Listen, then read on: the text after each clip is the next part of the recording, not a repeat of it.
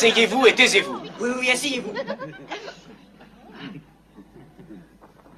Il y avait un homme qui avait 2 fils. Un beau jour, le cadet de ses fils dit à son père, « Donne-moi la part de tes biens à laquelle j'ai droit. » Le père partagea ses richesses et tous ses biens entre ses 2 fils, et sans plus attendre, ce fils cadet partit pour un pays éloigné. Et là, il dissipa tout son bien en vivant dans la débauche. Or, peu de temps après cela, une grande famine s'abattit sur le pays. Le jeune homme se trouva dans le besoin. Il vint supplier un fermier de l'engager pour soigner ses pourceaux. Mais il avait tellement faim que même les cosses de caroube qu'il donnait au porc lui paraissaient un délice. Les gorées s'en régalaient, et personne ne lui permettait d'en manger. Alors, étant rentré en lui-même, il se dit, « Chez nous, chacun, même un serviteur de la maison, a du pain à volonté, et de tout en abondance. Tandis qu'ici, moi, je meurs de faim. Je vais retourner chez mon père, et je lui demanderai de m'engager comme serviteur. »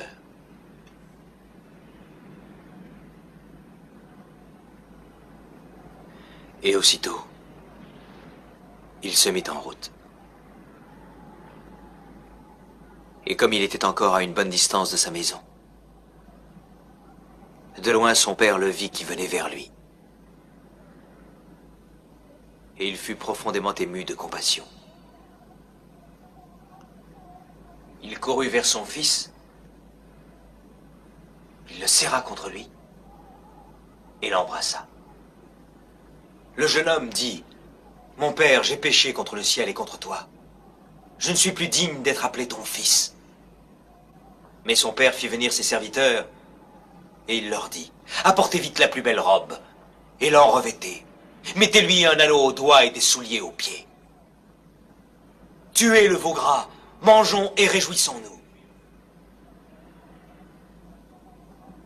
Mon fils que voici était mort,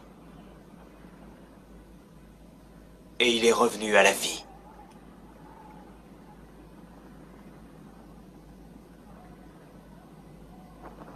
Or, le fils aîné, pendant ce temps, travaillait dans les champs.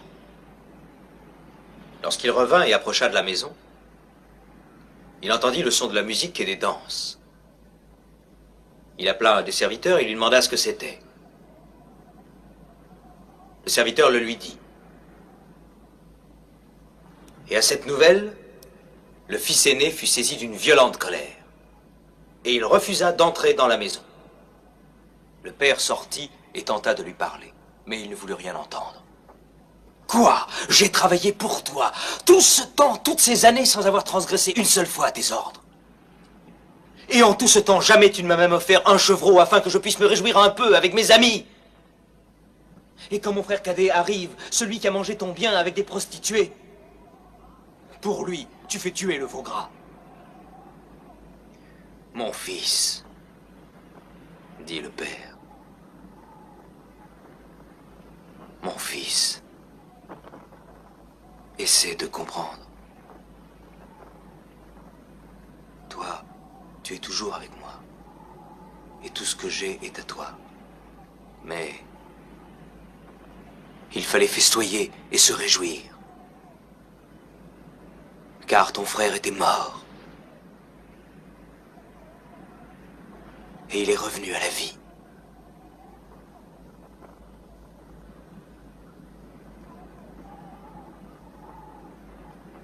Il était perdu.